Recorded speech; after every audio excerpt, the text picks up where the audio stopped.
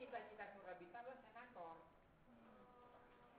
Cita-cita dia, dan saya terkejut ketika tim-tim yang dibentuk oleh reformasi menampung itu dalam wujud yang lain. Kan sekarang kalau dengar Pak Laude kan wujudnya jadi lain ya. Dulu tidak. Jadi keinginan-keinginan kaum oposisi zaman Pak Harto itu ditampung, tetapi istilahnya saja. Itulah yang saya ingat. Saya sudah tidak bisa temukan lagi naskah bintang pun sudah nggak ada karena masing-masing kita menyelamatkan diri kan, karena rumah kan juga digeledah, jadi kita menyelamatkan diri masing-masing gitu. Jadi kemudian terjadi pembunuhan Undang-Undang 45, TNI oke, loh kok mayat kan belum dilangkahin kok udah oke, itu saya heran juga.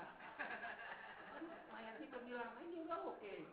Abdul Ghafur bahkan lebih dari oke lah, bagaimana ini kan mayat masih pada belum jadi mayat, udah berubah itu undang-undang.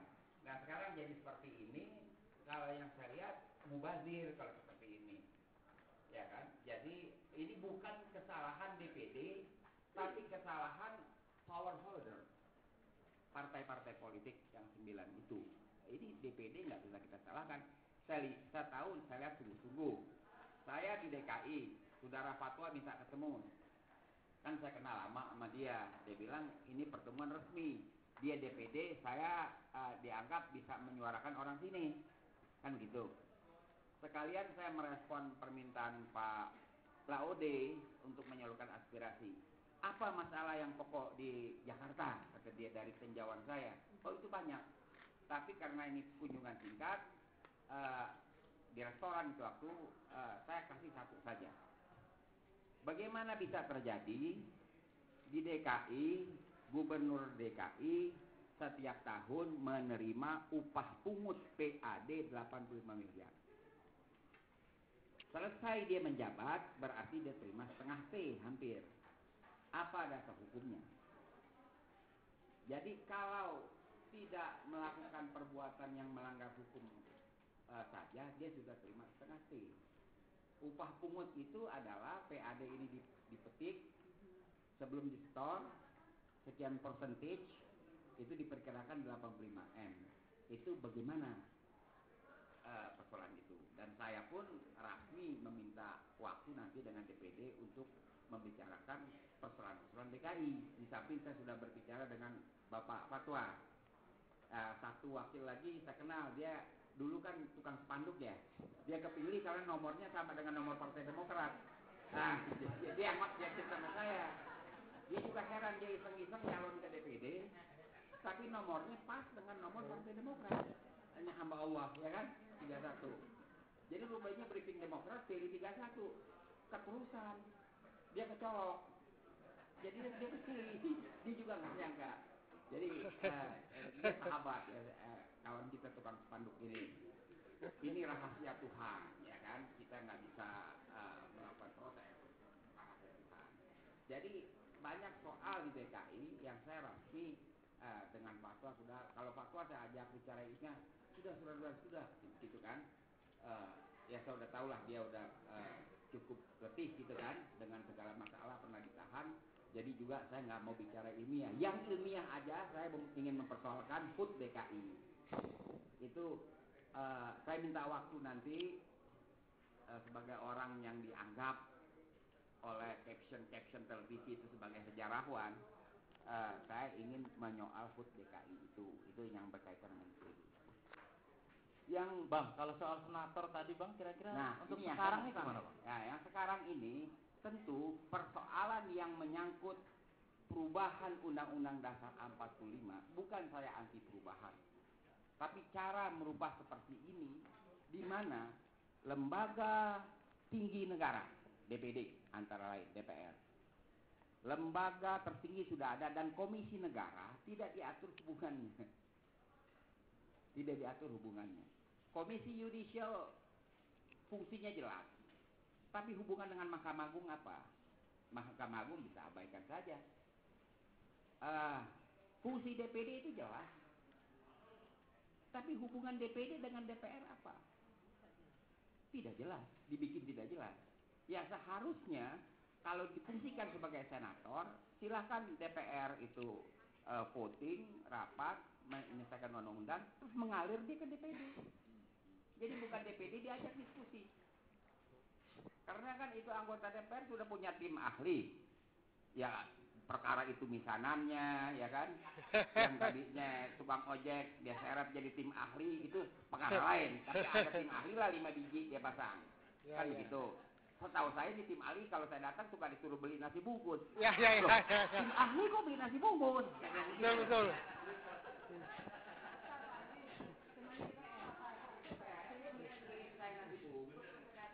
Tukang bawa tas. Jadi itu satu. Jadi ini harus jelas hubungannya apa, sampai di mana ketaatan lembaga eksekutif kepada saran atau keputusan atau apapun namanya dari DPD. Kalau tidak, DPD kan hanya memberikan opinion. Statusnya adalah opinion, bukan satu produk hukum. Harus lembaga tinggi negara itu melakukan produksi hukum, bukan disuruh membuat opinion. Ini adalah salah. Jadi ini adalah power holder pada 9 partai politik ini yang telah menampung aspirasi kaum oposisi zaman Pak Harto, sekedar namanya saja DPD. Tapi apa isinya dalam praktek, kalau kawan-kawan di DPD tidak aktif kan juga dilupakan orang. Misalnya membuka pos pengaduan, kan itu kan kreativitas. Ya kan?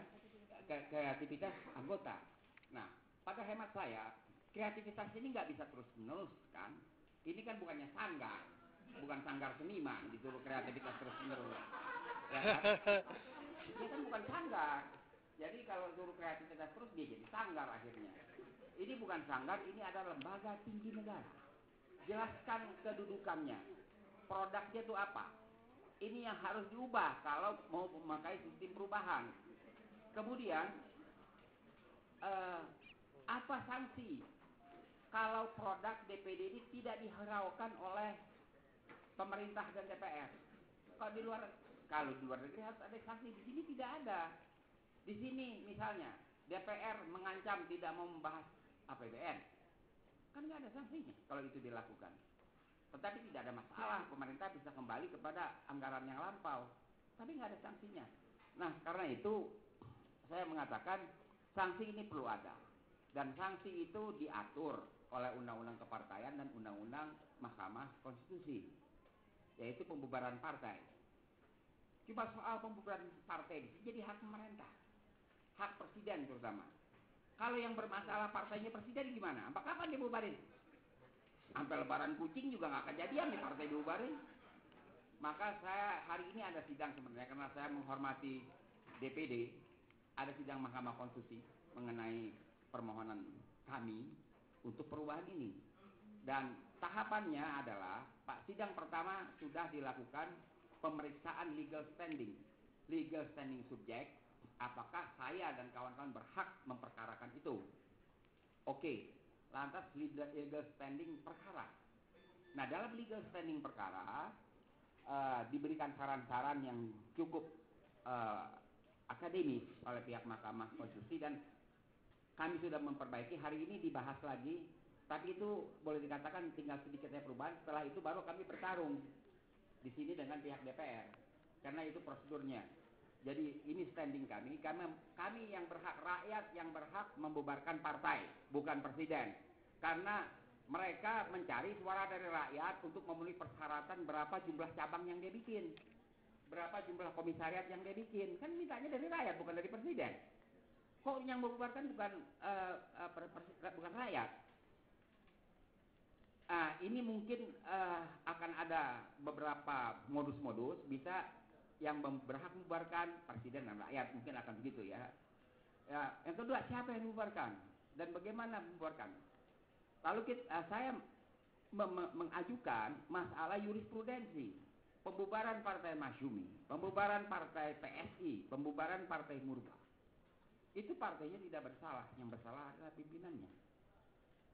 Dan pimpinannya tidak diadili, langsung partai dibubarkan. Nah, karena itu agenda saya pertama membubarkan Partai Demokrat.